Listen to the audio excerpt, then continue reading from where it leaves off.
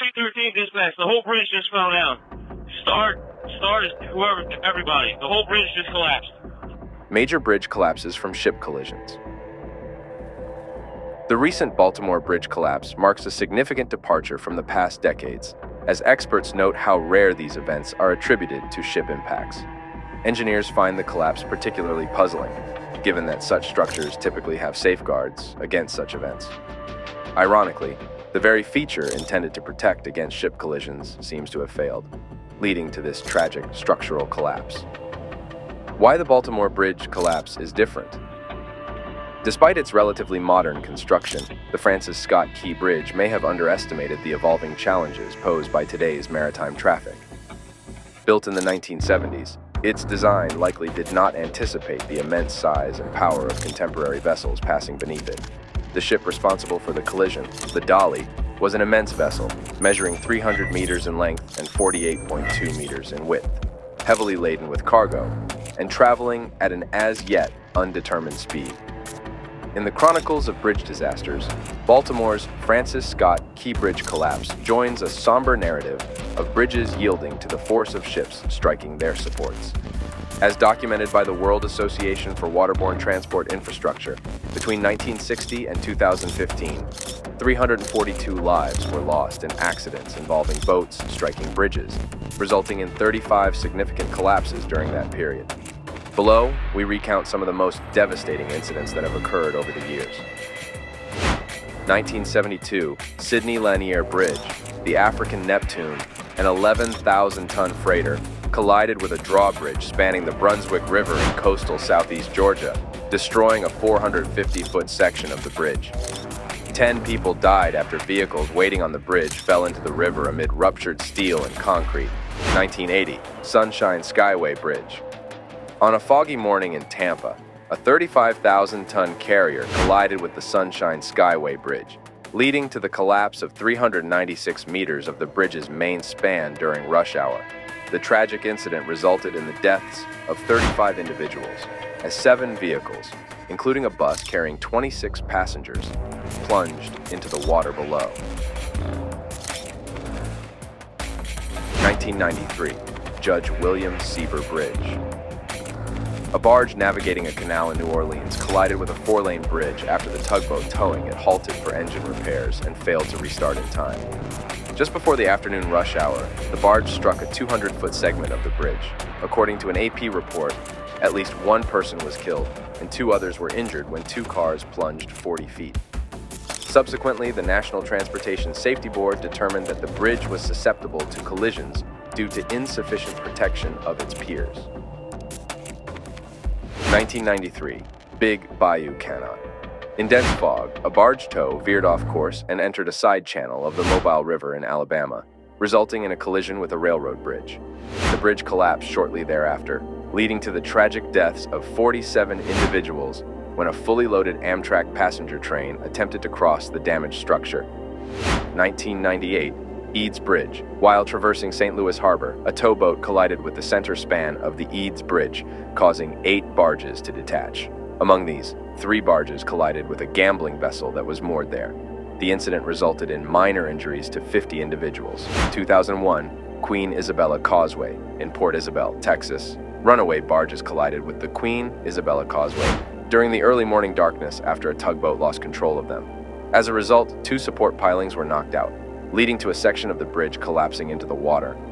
Tragically, 8 individuals lost their lives when motorcyclists, unaware of the collapse and unable to see the gap, inadvertently drove off the bridge.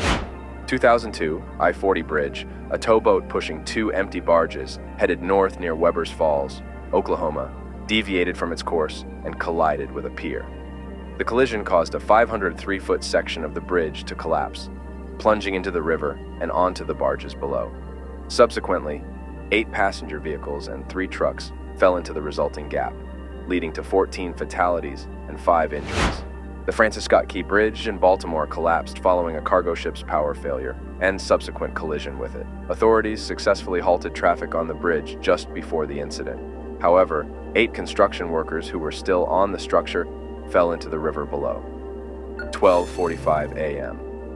The Dolly, a Singaporean-flagged cargo ship, leaves the dock in Baltimore, moving through the Patapsco River.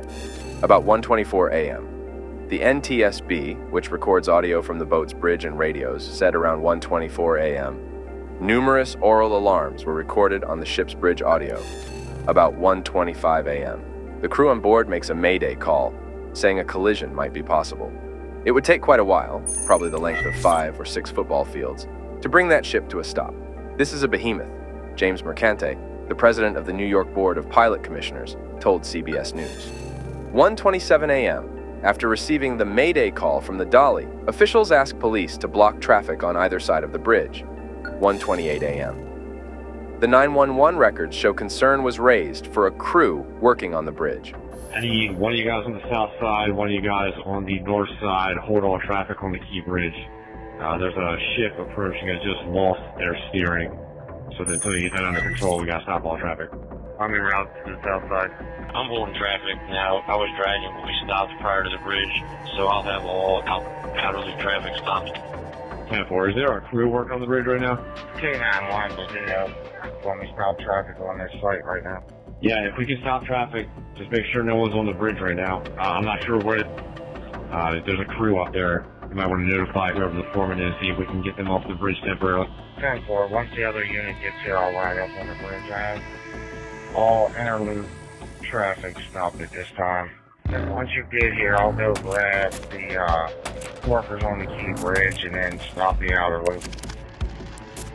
C-13 dispatch, the whole bridge just fell down. Start whoever, everybody. The whole bridge just collapsed.